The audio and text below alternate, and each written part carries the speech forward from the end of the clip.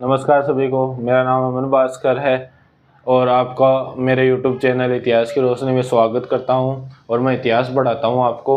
और हमने जैसे 2-3 दिन से हमारी बात किसान आंदोलन पर चल रही है कि भाई किसान आंदोलन कहाँ चले और कैसे। हमने 2-3 किसान आंदोलनों की बात कर ली थी। एक बिजोलिया और दूसरा था बेगू। बेगू में हमने कल बात की थी, तो ये 21 से 25 तक चला था। इसके जो नेतृत्व करता है वो नामनारायण चौधरी थे। यहाँ पे धाकड़ जाति के किसान थे। यहाँ पे गोविंदपुरा हत्याकांड पड़ा था। गोविंदपुरा कब हुआ था? 13/7/1923 को हुआ था। रूपा जी और कृपा जी शहीद हो गए थे। ट्रेन ने यहाँ गोलियां चलाई थी।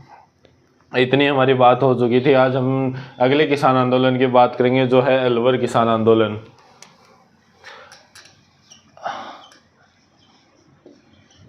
अलवर का उस समय शासक हम बोल सकते हैं तो वो था जय सिंह। अलवर किसान आंदोलन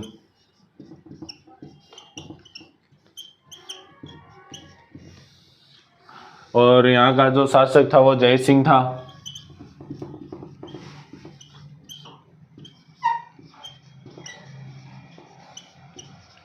तो यहाँ पे जो हमने जो बात की है वैसे कि भाई एक राज्य में 2 भूमियाँ होती हैं। एक जो जागीरी होती है जो, और एक होती है खालसा। जागीर भूमि व खालसा भूमि। हमने कल बात की थी कि भाई जागीर क्षेत्र में वहाँ पे बिजोलिया में आंदोलन हुआ था। बेगू में जागीर भूमि में होता है। और यहाँ पे जो अलवर में था वो इनका रेशियो था। यहाँ पे तो 20% थी ये जागीर भूमि और खालसा भूमि 80% थी। अब आपको हमने बहुत बार भी बता चुके हैं कि जागीर भूमि तो जो जागीरदार को दी जाती है वह होती है, और खालसा भूमि जो होती है वो जो राजा के सीधे नियंत्रण में आती है वह खालसा भूमि होती है। इसका प्रशासक केवल राजा ही होता है। राजा जिसको अपॉइंट करता है वो यहाँ पे वो संभालता है शासन कार्य। और लगभग ये 80% थी यहाँ पे। और जो हमने कल परसों बात की थी वो तो थे जागीर भूमि से आंदोलन चालू हुए थे, और जो यहाँ पे है वो खालसा भूमि से चालू होने वाले आंदोलन है। यहाँ पे सर्वप्रथम तो किसान आंदोलन वो था सुअरों के विरुद्ध, सुल्टा का विरुद्ध हुए हो। सुअरों के विरुद्ध यहाँ पे सर्वप्रथम आंदोलन होता है। और ज़्यादा मतलब सर्वप्रथम इससे क्या होता है, क्योंकि यहाँ के जो शासक था जय सिंह, इसने यहाँ पे इनका शिकार पर प्रतिबंध लगा दिया गया था। तो अब इनके जो खालसा भूमि थी हमारी, इसमें भी 2 भागों में यहाँ पे वो आंदोलन होंगे, किसान आंदोलन। एक तो था मेव किसान आंदोलन और एक था नींबू चढ़ा।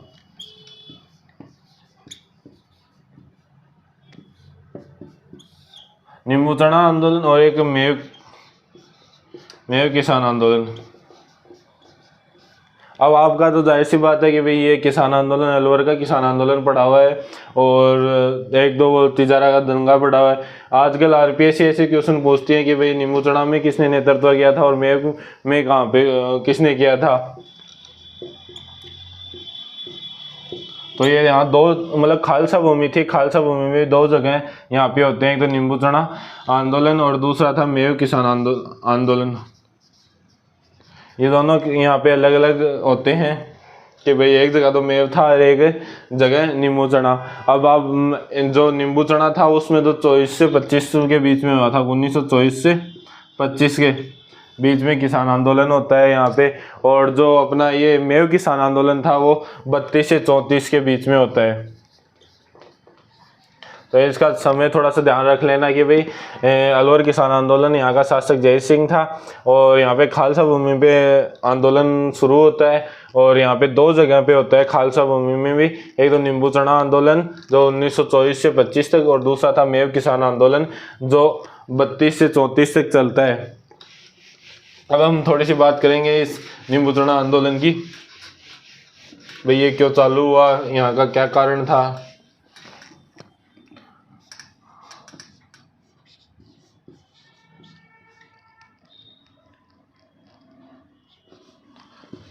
नींबू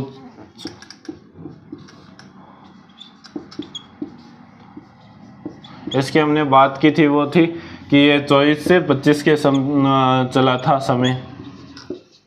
और यहाँ पे जो किसान थे, जैसे मेव किसान आंदोलन तो वहाँ की जाती है मेव, उन्हीं के नाम पे मेव किसान आंदोलन पड़ा है इसका नाम। और जो नींबूचढ़ा में आंदोलन हुआ है वो किसके द्वारा किया गया, वो था राजपूतों के द्वारा, राजपूत किसानों के द्वारा जी। अब इसका कारण क्या था भाई, इसका आंदोलन का कारण क्या था, तो यहाँ मतलब इनके पहले तो हम 2 क्षेत्र थे, इसके क्षेत्र भी कोई पूछ ले कि भाई किस क्षेत्र में हुआ था, तो एक तो था बानासुर और एक था थानागाजी। एक तो क्या था बानासुर, एक थानागाजी।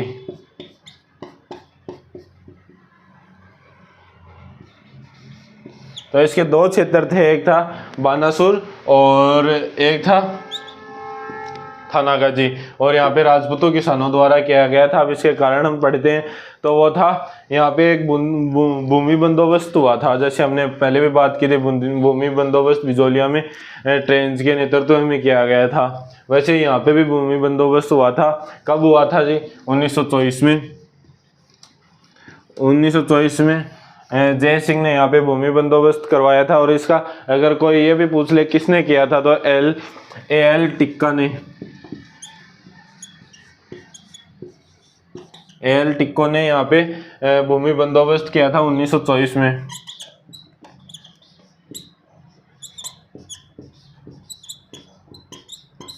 कि भाई भूमि का नाप चौक करना, कि भाई यहाँ पे क्या कर लगना चाहिए, कैसी फसल हो रही है, क्या यहाँ पे हालात हैं, उस हिसाब से तो इसने भूमि बंदोबस्त किया था यहाँ पे एल टिक्को ने 1924 में। अब जी हमें ये क्यों पढ़ना पड़ता है, क्योंकि यहीं से आंदोलन का कारण होता है कि भाई जब इसने किया था तो इसने बोला कि भाई करों में वृद्धि की जाए। बोले कत्ती करा, बोले 40% कर दो, टिक्को बोले टिक्को लगा देना 40% पर, बोले 40% कर वृद्धि की जानी चाहिए।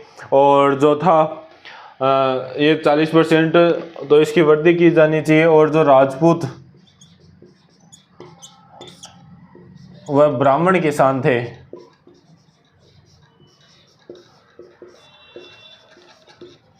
इनके जो स्पेशल राइट्स थे, मतलब जो विशेषाधिकार इनको प्राप्त थे, वो इनके समाप्त किए जाने चाहिए। विशेषाधिकार कौन कौन से थे इनके, कि भाई एक तो ये कर कम देंगे, और इनके मतलब करों में बहुत ज़्यादा छूट थी, 50% का हो गया था इनके करों में, मतलब लगभग ही छूट थी। क्योंकि अब आप ये पूछोगे इनको ही क्यों छूट दी गई थी, और जगह तो हम ऐसे नहीं पढ़ते कि भाई करों में छूट मिलती थी।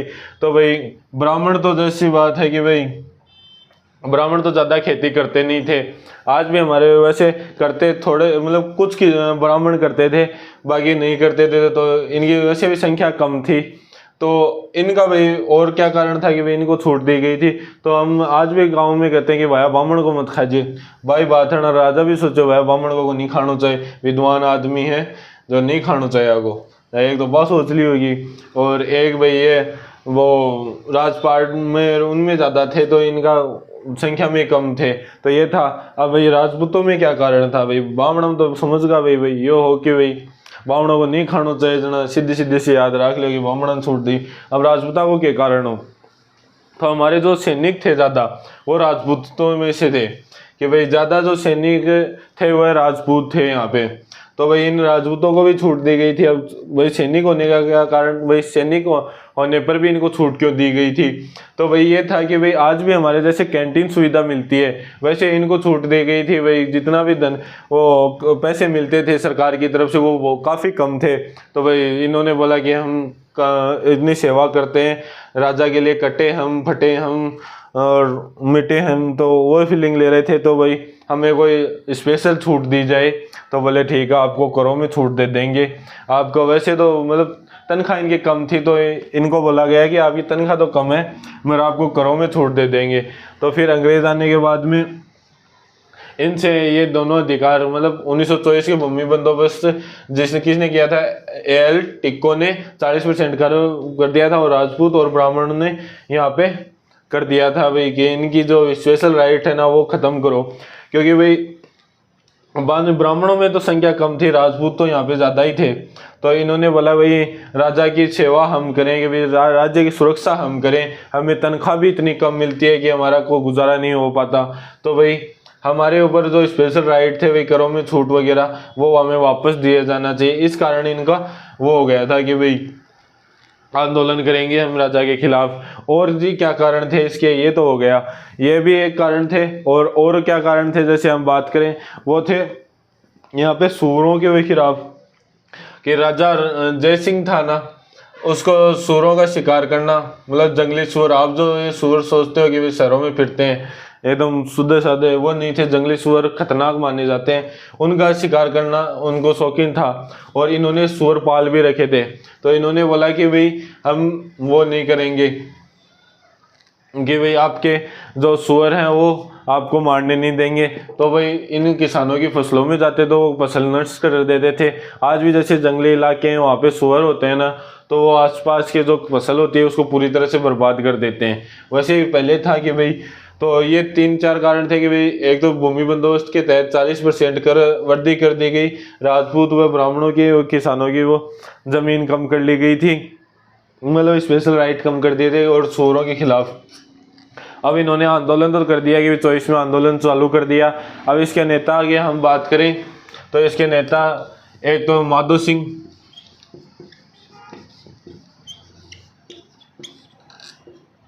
एक गंगा सिंह,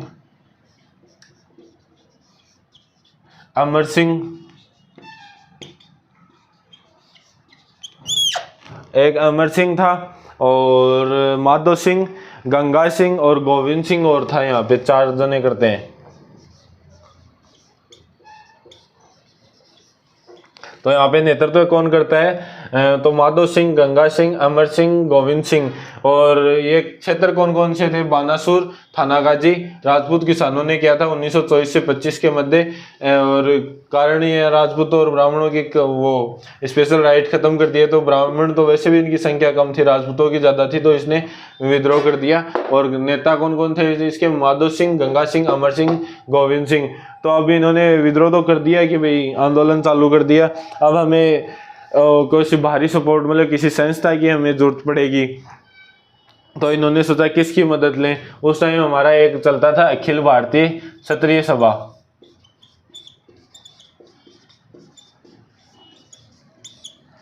क्षत्रिय सभा,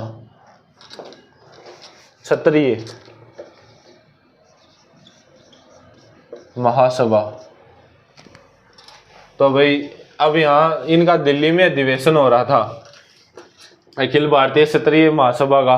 तो ये माधो सिंह, गोविंद सिंह और अमर सिंह ये सब मिलके बोले कि भाई हमें उनका सहयोग करना चाहिए, ये भी क्षत्रिय हैं और हम भी क्षत्रिय हैं, क्योंकि राजपूतों को क्षत्रिय बोलते थे, उनकी संतान थी ये। तो ये बोले उनका नेतृत्व, उनसे नेतृत्व प्रदान किया, उन्हें नेतृत्व के लिए बुलाया जाए। तो बोले ठीक है चलेंगे यहाँ से। तो यहाँ से 200 किसान दिल्ली की तरफ जाते हैं और इनसे अखिल भारतीय क्षत्रिय सभा से मुलाकात करते हैं कि भाई आप हमारा सहयोग करो और हमारे जो मांगे हैं वो पूरी करवाओ।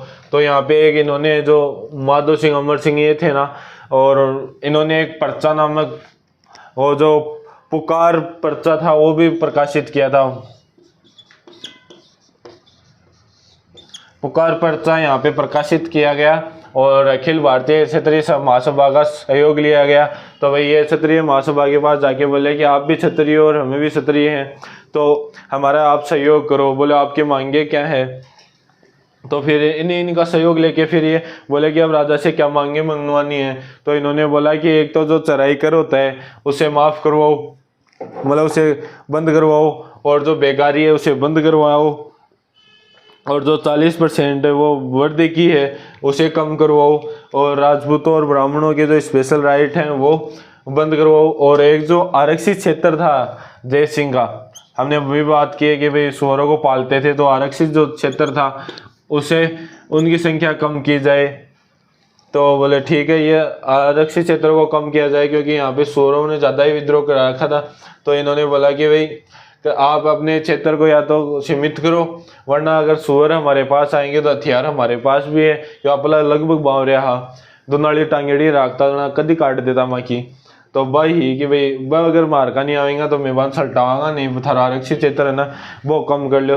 और आरक्षित क्षेत्र ना हम रोध भी बोलते थे उस समय कि रोधों की संख्या कम करो। तो बोले ठीक है और बताओ, और बोले जंगली सूअरों का शिकार की अनुमति दे दो। अरे बोले नहीं दी तो मैं खुद भी शिकार कर लेंगा। स्पेशल राइट मांगा कि भाई दे दो ना तो ठीक है, नहीं मैं खुद ही कांकरों काट देंगा, क्योंकि बंदूक तो अब भी बावरियाली फीलिंग ले आप कदे कदे पहले भी घनी राखता जना।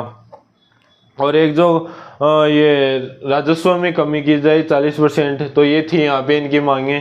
फिर आंदोलन बढ़ा, फिर सरकार ने बोला कि भरतपुर की अलवर की सरकार ने बोला कि जय सिंह ने कि एक ऑर्डर जारी करो। बोले के करा, जब बोले एक तो कि कोई सभा कौन कर सके, बोले हाँ, और एक हथियार को नहीं राख सके, क्योंकि भाई इनके पास जाहिर सी बात है राजपूत थे तो सेना में वगैरह में क्षत्रिय धर्म थे इनका, तो ये हथियार वगैरह साथ में रखते थे। तो बोले एक तो इनके हथियार जब्त कर लो कि भाई कोई बाहर लेके नहीं घूमेगा वरना आपके जब्त कर लिए जाएंगे और कोई सभा नहीं कर सकेगा। तो ये ऑर्डर कब पास हुआ था? 6 मई 1925 को, क्योंकि यहाँ पे जो आंदोलन था वो काफ़ी बड़ा हो गया था। तो जय सिंह ने 6 मई 1925 को ऑर्डर जारी किया कि कोई सभा नहीं करेगा एक तो, और एक हथियार नहीं रखेगा। ठीक है भैया, कौन रखा और बता। तो फिर राजपूतों किसानों का ये था कि भाई हम तो रखेंगे। तो अब हमने एक बात, एक नींबू चढ़ा हत्याकांड का नाम सुना होगा जी। ये कब हुआ था? तो ये 14 मई 1925 को हुआ था, क्योंकि 9 मई को आदेश काटा था कि भाई कोई करेगा नहीं। तो ये 14 मई 1925 को ये हत्याकांड होता है। अब ये क्या था कि भाई ये तो निकाल दिया कि भाई आप हथियार और सभा नहीं कर सकते। उम्र के राजपूत किसानों ने बोला कि हम तो सभा करेंगे। तो ये नींबू चढ़ा में जो बानासुर है, हमने अभी भी केंद्र पढ़ा है, एक थानागाजी था और एक बानासुर। तो ये नींबू चढ़ा के अंदर आता था बानासुर। यहाँ पे राजपूत किसानों ने बोला एक सम्मेलन आयोजित करेंगे। तो बोले ठीक है करसिया। तो बोले सगड़ा आ जाओ। बोले हो। बोले जत्ती भी दुनाली ने वे वहाँ पर टांग ले। बोले जय सिंह ने दिखाऊंगा, बोले अपने नहीं बंदूक ही जना वो यहाँ बरकीर बानो, बोले सर टांग ली। बोले चलो, कोई कन तलवार, कोई कन पर्ची कुआड़ा बरसा ले आयो। अब ऐसा आ कि भेड़ा होने लग गया। जा जय सिंह बोले कि अरे सभा कौन करनी थन, जा बोले एक करसिया।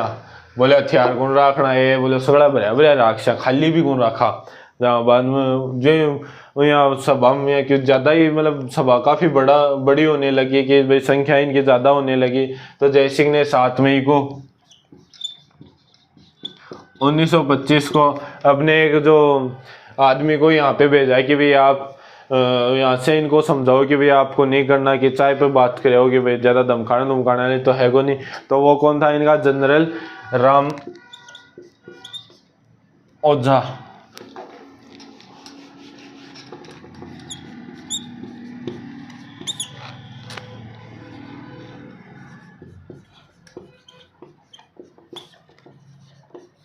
तो इन्होंने अपने एक जनरल को भेजा, रामचंद्र ओझा को, कि भैया तुम जाओ और इनसे बात करो। तो ये गया 7 मई को और बोले जो चाय की थड़ी पर बात कर से। तो वह बोले हाँ। तो बोले एक तो थाने सभा करने की आदेश दियो हो, हथियार कौन रखने का आदेश दियो थे। बोले दोनों काम कर रहे हो, थारी मांग बोले मैं करस्या पूरी थे, एक बार इन आंदोलन शांत करो, एक बार मैं बाद में बात करस्या कि को कम करो। तो फिर उजू भी कौन मान्या, उजू भी बढ़ाया जा रहा और ज़्यादा संख्या में आ गई। फिर 14 मई को जय सिंह ने अपने एक छज्जू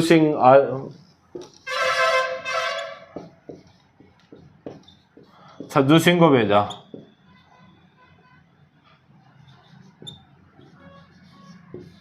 छज्जू सिंह को बोला कि तू जा और तेरे हिसाब से हैंडल कर, कि भाई रामभद्रू तो हो को नहीं, अब तू जा तेरे हिसाब से हैंडल कर। 14 महीने भी जहाँ गए हो और जो गांव ने मतलब बानासुर जो गांव था उसे घेरा गया और चारों तरफ से फायरिंग की गई। तो हमने वैसे बात की भाई और जगह तो 2-2 3-3 ही मरते थे, 2 जगह ही मरे हैं, 2 आदमी मरे हैं। यहाँ पे काफ़ी किसानों की मृत्यु हो गई थी, लगभग 156 के समथिंग शहीद हो गए थे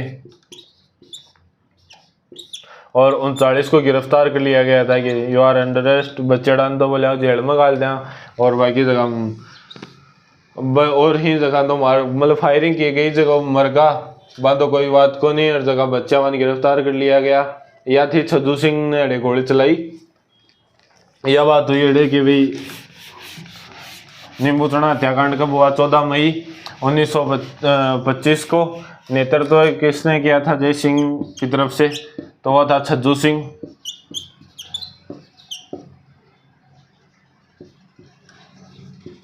और कितने किसान मारे गए? 156 और 39 को गिरफ्तार कर लिया गया। अब भाई जाहिर सी बात है इतनी ज़्यादा संख्या में लोग मरे हैं तो इनकी बात दूर दूर तक फैली। तो एक जो हमारे गांधी जी थे उनका अखबार निकलता था यंग इंडिया।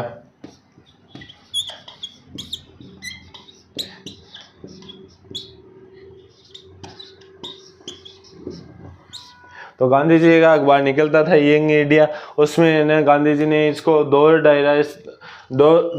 डायरी शायरी भी बोला है।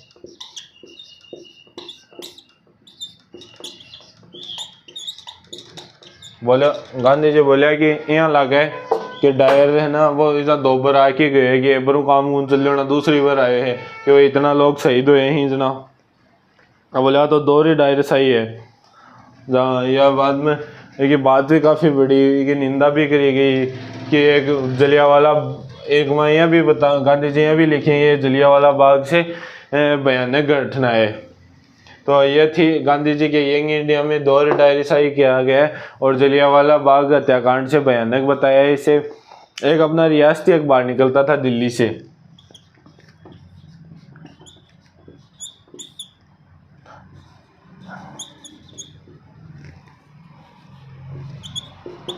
निकलता था ये, तो उसमें भी इसकी आलोचना की गई और इसकी तुलना जलियांवाला बाग हत्याकांड से की गई। तो तुलना कौन करता है? रियासती अखबार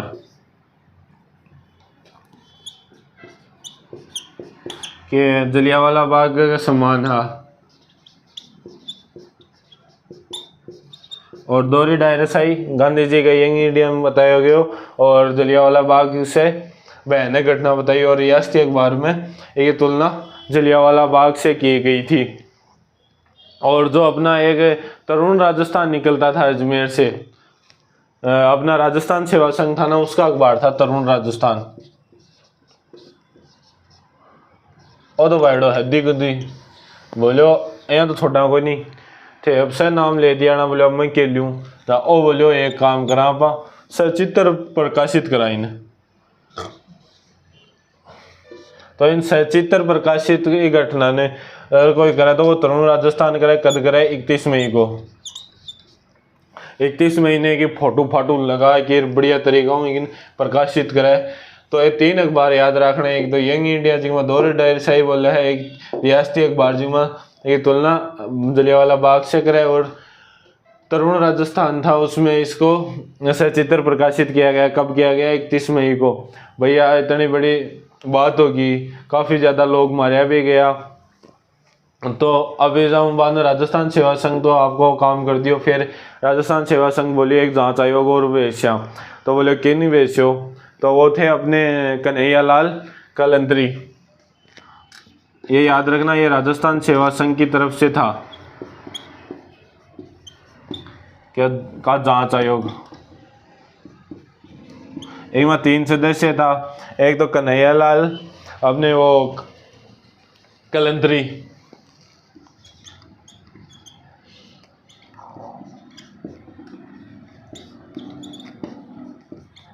एक अपने हरिबाऊ किंकर थे,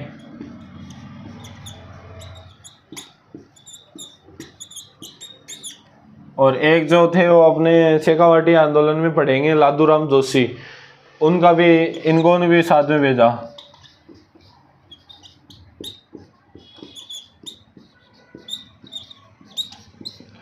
तो ये थे मतलब राजस्थान सेवा संघ की तरफ से हरिबाऊ कलंतरी और नहीं कन्हैयालाल कलंतरी और हरिबाऊ किंकर लादूराम जोशी, ये राजस्थान सेवा संघ के जांच आयोग की तरफ से आए थे। तो भाई राजा के ऊपर दबाव बढ़ा कि राजा को भी, जय सिंह को भी लगा कि भाई ये तो ज़्यादा ही हो गया कुछ, तो इसने अपना भी एक जांच आयोग भेजा। राजा की तरफ से कौन है, मतलब सरकार की तरफ से। तो एक तो जो यहाँ पे ये गोलीबारी करवाता है कौन, छज्जू सिंह, ये बाड़ा ने भेज दियो कि बाड़ा तू के करियो, बोले मैं क्यों कौन करियो, बोले पर तू जाएगी देख रहा, बोले अर्जुन भेजो, जैसे दोबर भेजो, मैं क्यों कौन करियो है, मेरा हाथ में क्यों कौन हो, जोरा मर्दी मारा गया। एक तो अपनो रामचरण, एक हो सुल्तान सिंह।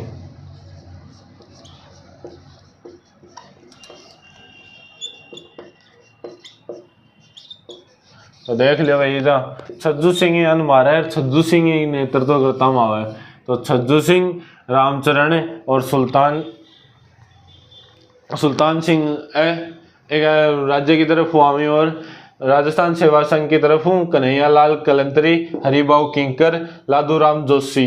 जांच आयोग की तरफ हुआ, या फिर लिपापोथी होगी, कुछ बट्टे को नहीं भाई, राजा ने भी समझ में आगो कि घटना तो बड़ी हुई है, फिर भी कुछ नए बट्टे हो जाना, राजा खुद ही वह किसानों मिल बन गयो। बोले हाँ भाई के चाहिए था, बोले थे अब तो बड़ो कांड कर दियो, बोले सो सॉरी, बोले अब मैं देखो सो क्यों सही कर दे हूँ। तो जय सिंह जाओ है 18 नवंबर को